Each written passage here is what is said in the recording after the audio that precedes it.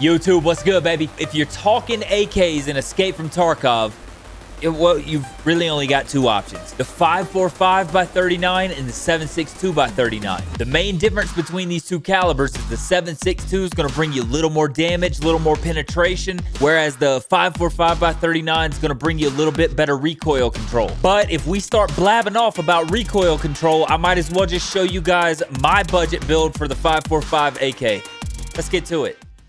Because them other dudes are always either pushing across the bridge or they're pushing into Big Red and you catch them either way. Somebody's been here. Oh. I have him hurt like a motherfucker. Yeah, I'm going on top.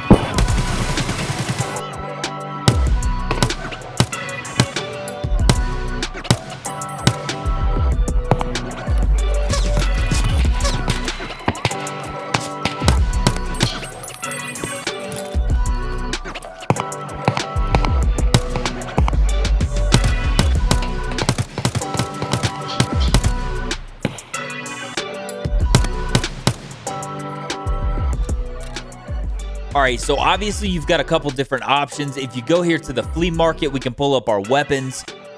You've got the AK105, the AK74, the 74M, and the 74N. That's going to be your main 545 AKs. You've got the AKS, but this usually has a little worse stats than the rest of them. The main difference between the 105, the 74M, and the 74N is going to be your barrel length, which is going to give you a little worse recoil, actually. If you just compare the 74N to the 105 right here, you can go ahead and see that the 105 has significantly worse recoil straight off the rip. The ergonomics are a little better. That's because the barrel's a little shorter and you've got the folding stock, whatnot. We're not worried about ergo on this build. If we start comparing the 74N to the 74M, you can tell that the 74N has a little bit worse ergonomics, but at the trade-off of a little better recoil. Honestly, it's kind of just whatever's in your inventory. The N and the M are pretty much the same gun. It's just going to kind of depend on what you have in your inventory or what you can buy at what price. I'm gonna go ahead and get a 74N just for this build, just because that's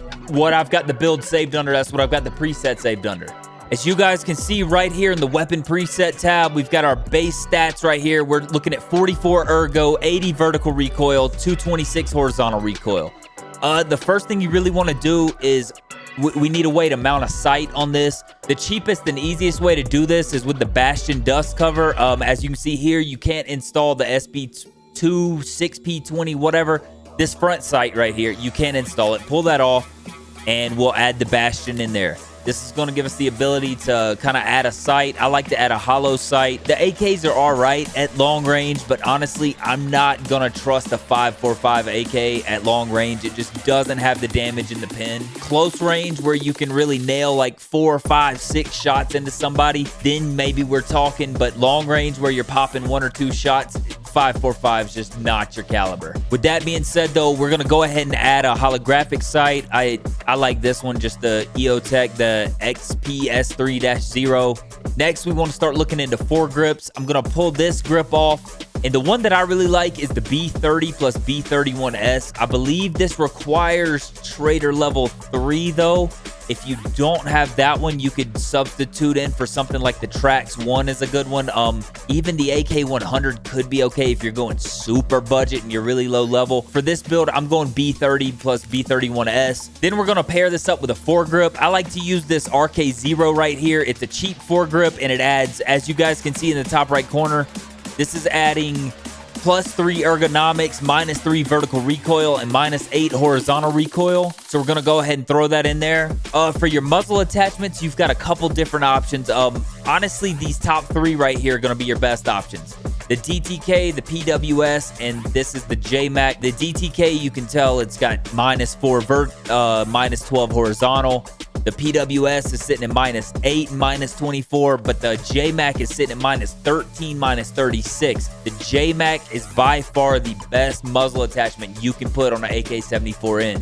We're going to go ahead and toss that on there.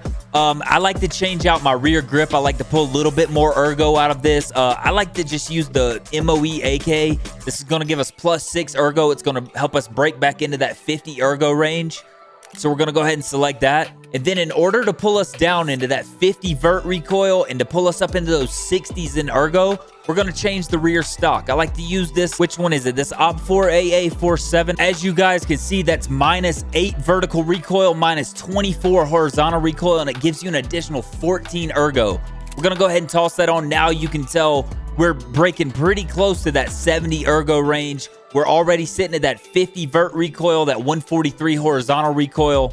And for the mag selection, to push the ergo up just a little more, I like to use the AK12 mags. Here, I'll show you guys. These mags right here, they actually give you a little better ergo than the factory mags. So we're going to add that. Now we're sitting at 69 ergo, 50 vert recoil, and 143 horizontal recoil. We can go ahead and click find parts here. As you guys can see, you can grab this gun for less than 150,000 rubles. That's the gun, all the attachments, that's everything. The sights, the stocks, that's the whole build. If we're being 100% honest, I haven't found a gun yet that is that low of a price with the recoil and the ergo stats that this gun has. I'm gonna go ahead and roll this to the hideout, show you guys kind of how this gun shoots, what it looks like. I've got a couple clips from a few games where I've used this gun, so I'm gonna just shut up and roll the clips. If you like the video, you already know what to do. We don't have to talk about it. Like, subscribe, give me a kiss.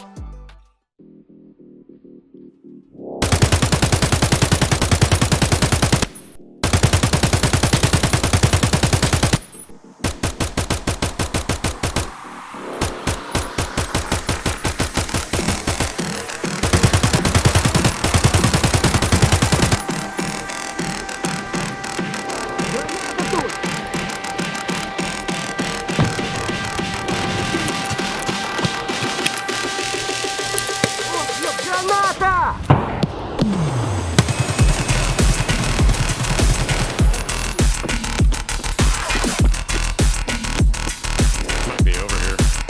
Yeah, he's over here.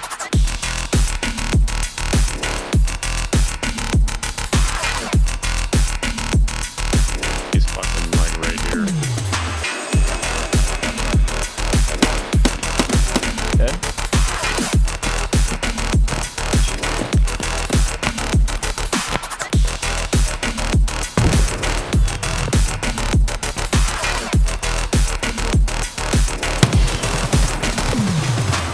Oh,